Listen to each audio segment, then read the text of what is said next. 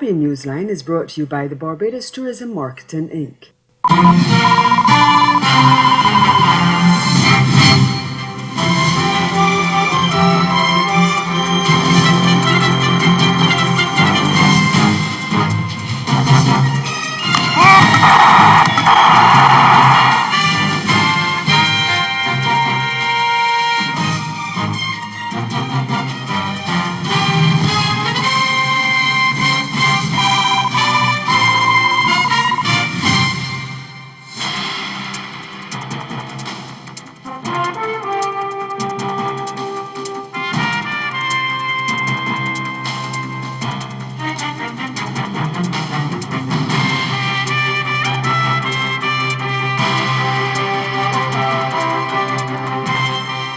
After a fiery uprising at Guyana's main jail.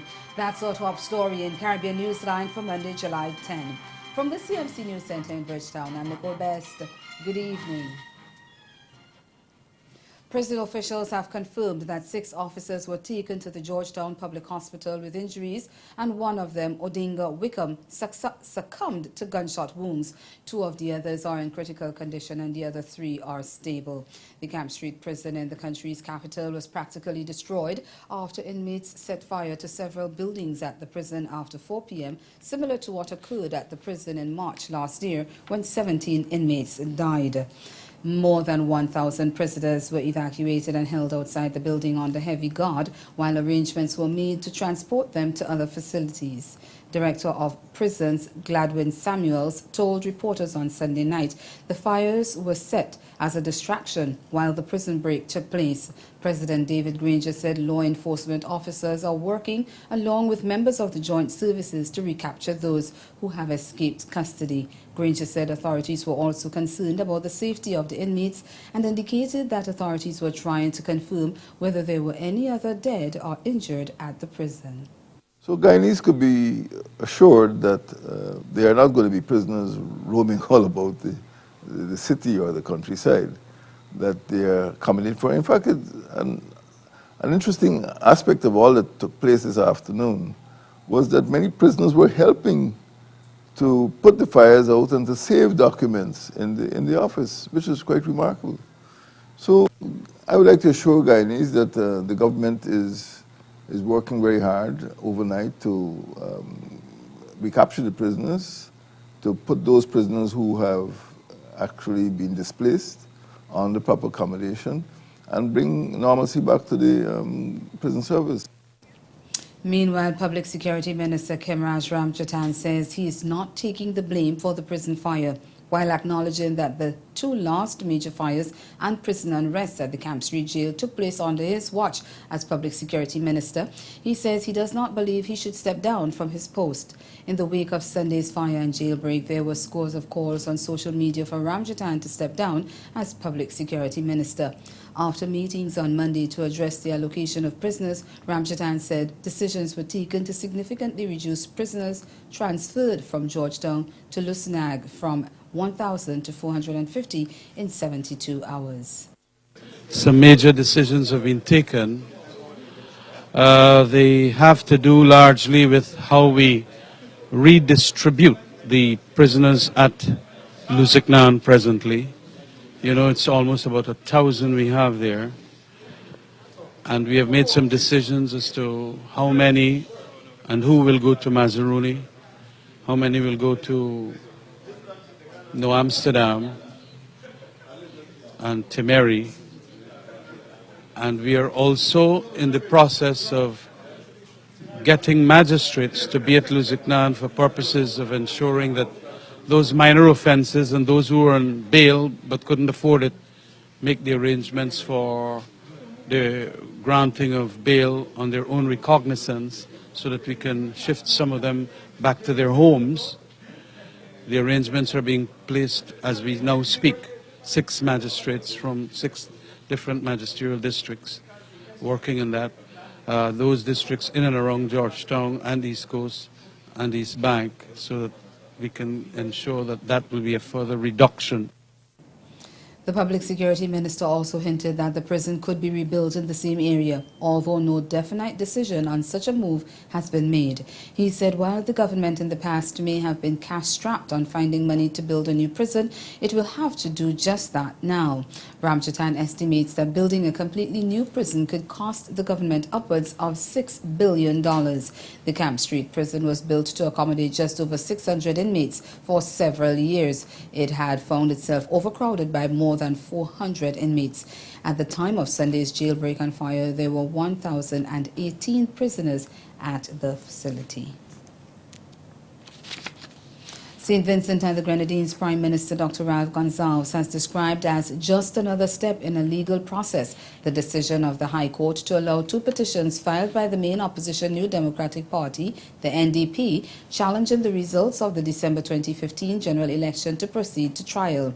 In a ruling 2 months after hearing legal arguments, Justice Esco Henry said that while the sureties given in support of the petitions were insufficient, they were valid. The matters had been sent to Justice Henry for hearing after the Court of Appeal concluded in March that Justice Brian Cottle had shown apparent bias in a decision in June 2016 to throw out the petitions as improperly filed. Gonsalves said that Justice Cottle had had two bites at the cherry in terms of the law and on each occasion came to a conclusion in law different from Justice Henry. On a fundamental issue, you have two different rulings. You know, no wonder on a matter which should be a straightforward law issue that a lot of ordinary men on the road say the law is an ass. Of course, I'm not saying the law is an ass. The NDP clearly is intent on carrying out a judicial coup d'etat against the lawfully elected government, a judicial coup d'etat against the lawful government and against representative democracy. And they will pay a political price, whether the elections are called before or in 2020. He said that while the law is important, it is also important to recognize representative democracy. Judges don't put representatives in office, you know. Judges go and put governments in power. It's the voters. You get me? And last election, in an election which all observers, Commonwealth, CARICOM, Organization of American States, the Christian Council in St. Vincent and the Grenadines said that the elections were free and fair. So you have election challenges all the time, but it's the people who decide who go into office in our countries. Gonsalves' Unity Labour Party, the ULP, secured a fourth consecutive term in office, winning the December 2015 vote by an 8-7 margin. However, the NDP filed the petitions contending that the results were flawed and is contesting the ULP victories in the North Windward and Central Leeward constituencies. The Jamaica government says it will establish closed-circuit television CCTV systems in secondary institutions shortly, and that would be as part of programs aimed at improving school safety and security. Education Minister Ruel Reid says the technology will assist schools greatly, not only in identifying weapons that are being brought on the campuses, but in identifying students who are high risk. He recommended the country's deans of discipline for the work that they have been doing in maintaining peace and order in the nation's schools. And he says they must work closely with guidance counselors in the day-to-day monitoring and management of institutions. Well, still to come in Caribbean Newsline, a Trinidadian criminologist says the lack of a national strategy is allowing criminals to get away in the Twin Island Republic. That story and more after the break. Do stay with us. Join the Caribbean Broadcasting Union and its regional and international partners at the CBU Annual General Assembly, August 21st through 24th at the British Colonial Hilton Hotel in Nassau, the Bahamas, under the theme Digital Developments in Caribbean Media. Prime Minister of the Commonwealth of the Bahamas, Dr. the Honorable Hubert Alexander Minnis, will welcome delegates during the opening ceremony. Guyana's Minister of Public Telecommunications, the Honorable Kathy Hughes, will offer a keynote address on digital developments in the region. see the launch of the UNESCO-sponsored Manual of Social Media Guidelines for Caribbean Journalists, with guest speaker Jamaica's Director of Public Prosecutions, Paula Llewellyn. And hear from international media players about the new developments in digital television standards in Europe, the US, and Japan. And this year's Caribbean Broadcasting Awards Gala at the Atlantis Resort Paradise Island is not to be missed. Call 246-430-1007 to book your space in the 3-day conference and exhibition. Don't miss the CBU 48th Assembly at the British Colonial Hilton Hotel in Nassau from August 21st through 24th. Discounts on flights to the assembly on the official airline, Caribbean Airlines. In a place where legends start, the beach is just the beginning. So live a little for the exhilaration and the color of every moment, where time is and life is a spirited event. Immerse yourself in the culture, the music, the people, the island. Love Antigua and Barbuda. Embrace an experience that leaves you breathless, from cricket to sailing week to carnival and more. Antigua and Barbuda, the beach is just the beginning.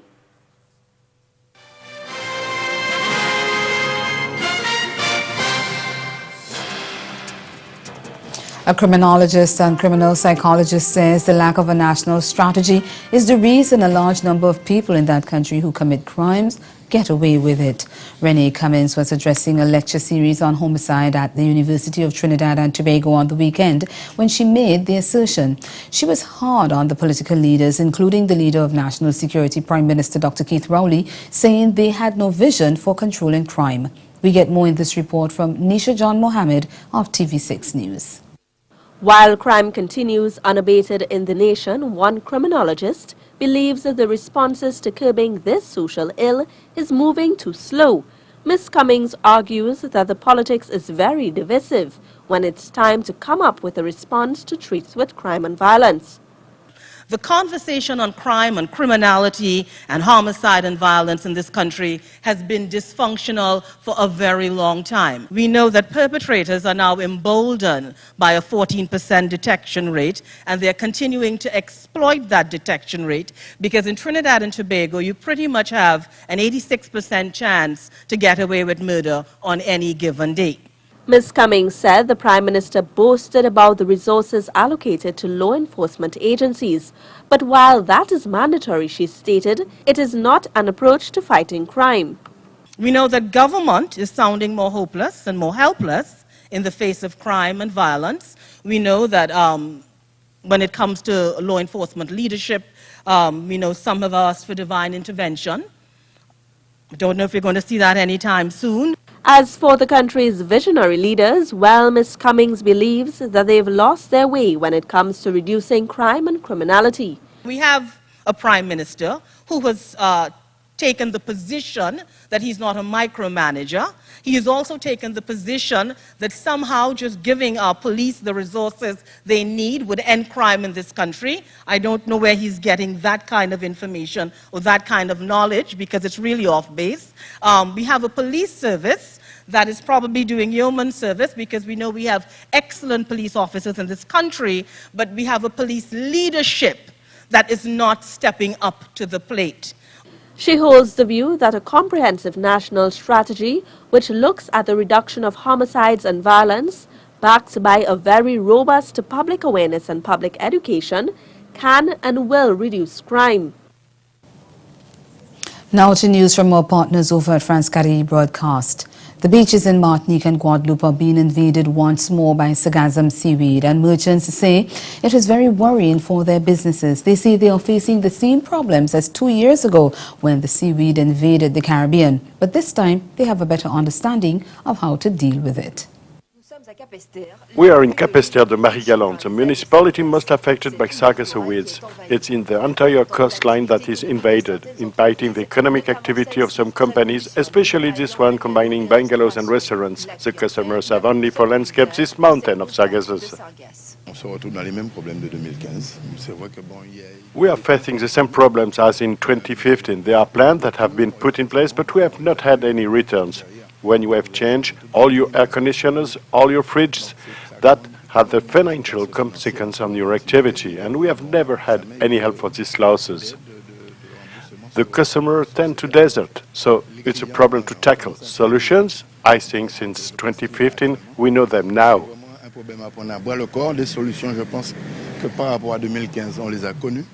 On the side of Borough, the fishing port is invaded. There are now those orders that can be very toxic to people. Every day, this agent of the Regional Health Agency takes the measurements of the gas coming from the Sargasso weeds.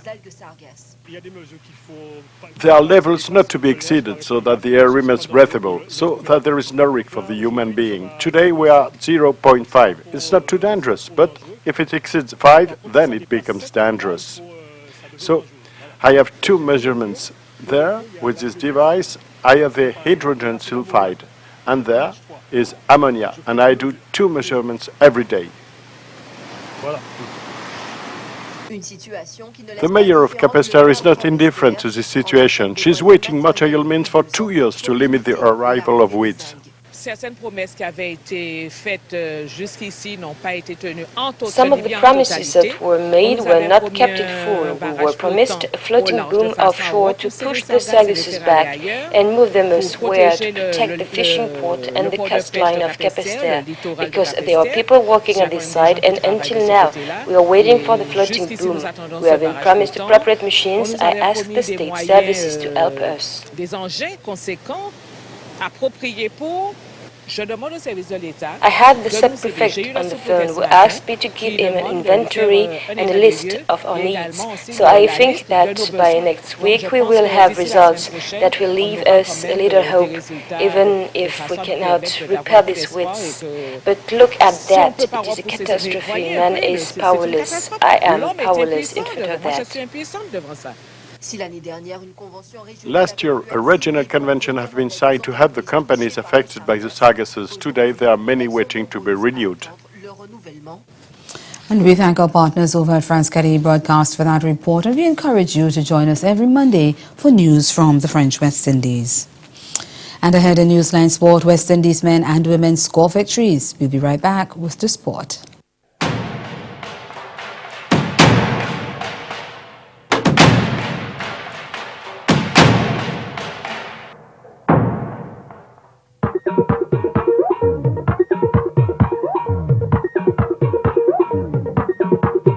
Ready. It's another episode when we out on the road.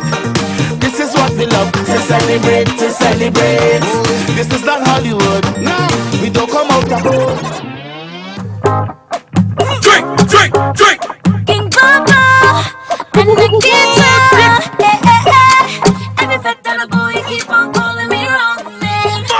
But that's okay, cause that's my bitch. I don't understand how we're in the name tag on me. You know what to say, you still calling me wrong. Don't get vexed with me. Don't say that. In a place where legends start, the beach is just the beginning. So live a little for the exhilaration and the color of every moment, where time is and life is a spirited event. Immerse yourself in the culture, the music, the people, the island. Love Antigua and Barbuda. Embrace an experience that leaves you breathless, from cricket to sailing week to carnival and more. Antigua and Barbuda, the beach is just the beginning.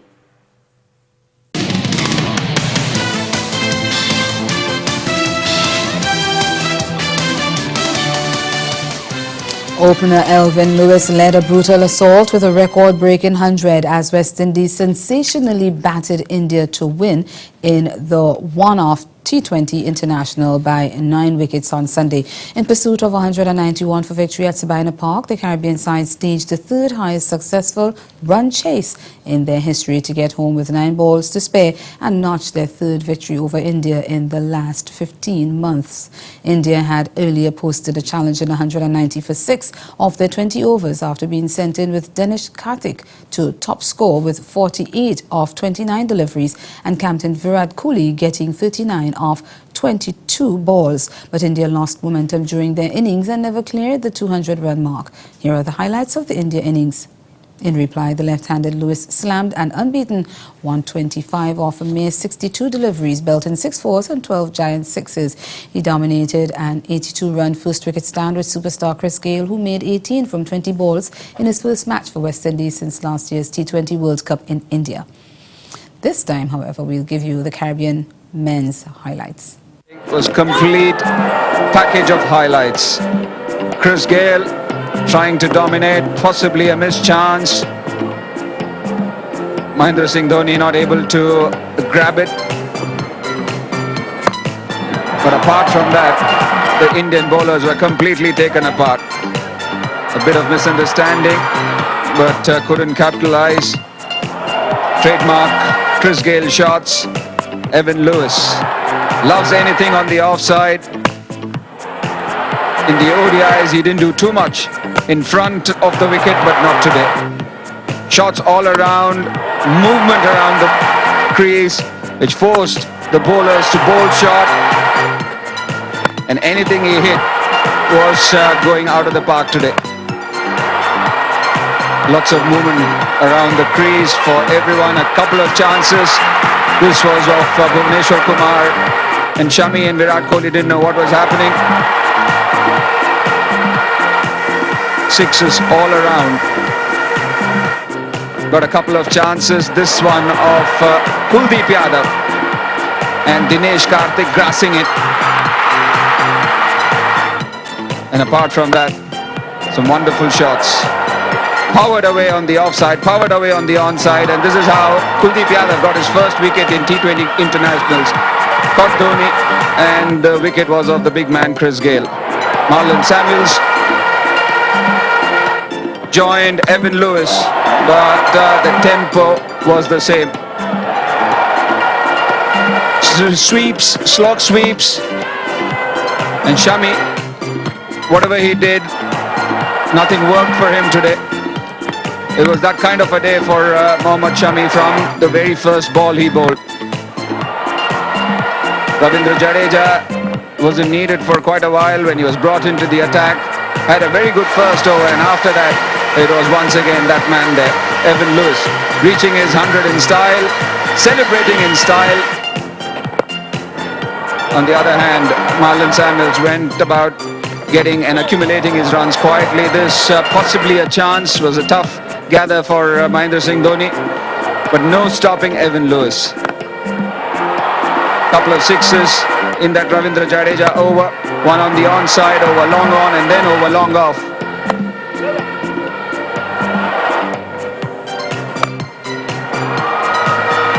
Marlon Samuels too accumulated and collected a couple of boundaries of Ravindra Jadeja, and then this is how the match finished.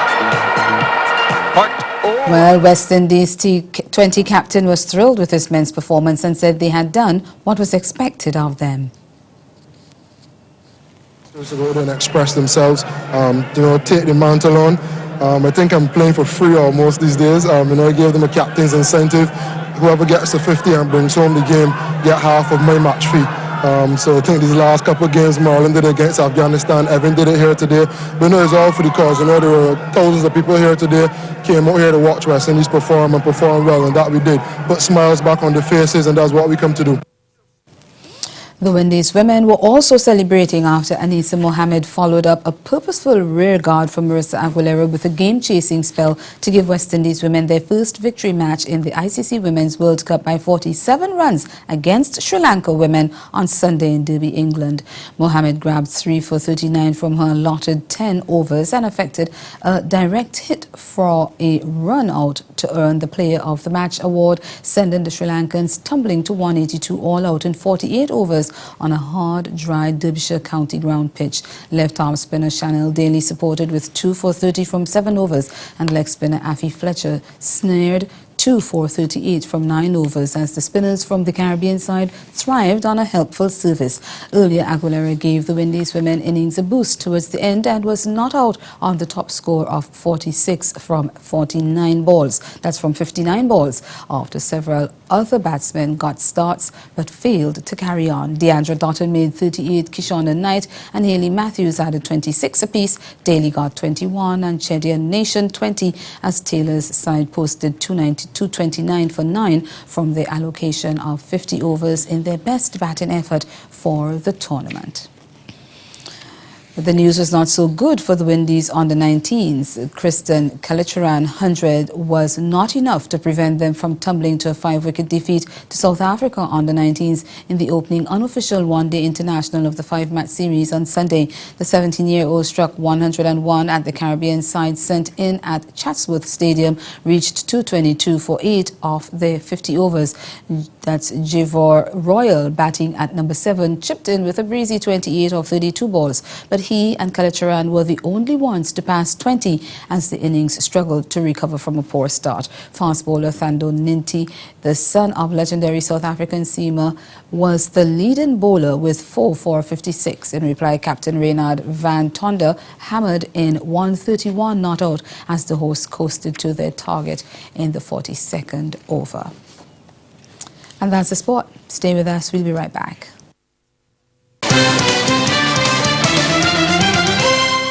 Caribbean Newsline is brought to you by the Barbados Tourism Marketing Inc. Grow your business or promote your event through the services offered by the Caribbean Media Corporation and Carib Vision. Our distribution provides a platform on cable, terrestrial television and websites. We cover carnivals and events from across the region. We can bring your event live and alive to the world. For music makers, program producers, businesses, we can expand your reach to in excess of 2 million households daily. Our other services include news updates to enhance your media products, studio space for program and development. We can facilitate the launch of new products and services and training. Contact us and we will help you unleash your creative ability, develop products and services, and provide the medium to watch them grow. Contact Loretta Skeet at cmccaribbean.com or call her 1-246-467-1044 or 1-246-253-3889. Call and book your carnival or event today.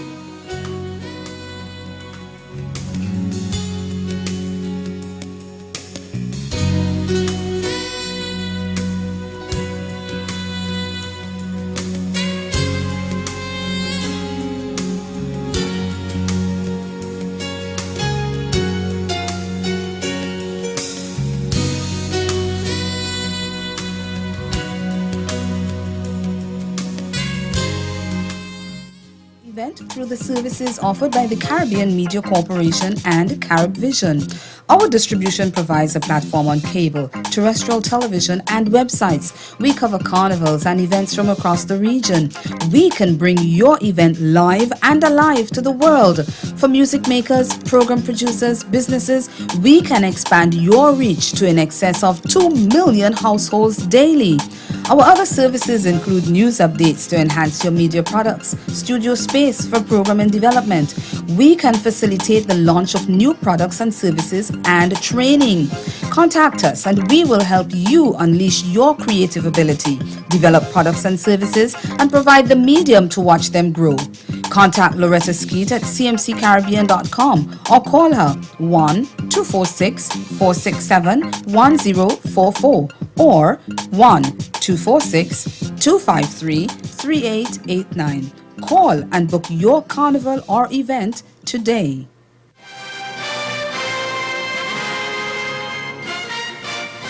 Again, the major developments of this day: a prison officer is dead and 4 prisoners are on the run after a fiery uprising at Guyana's main jail. And in sport, West Indies men's squad beat India in their one-off T20 international by 9 wickets, while West Indies women record their first victory match in the ICC Women's World Cup. That's Caribbean Newsline. For news and sport around the clock, log on to CarnaNews.com. We'll be back here again tomorrow. But from all of us at CMC News, thank you for watching and do have yourselves a good night.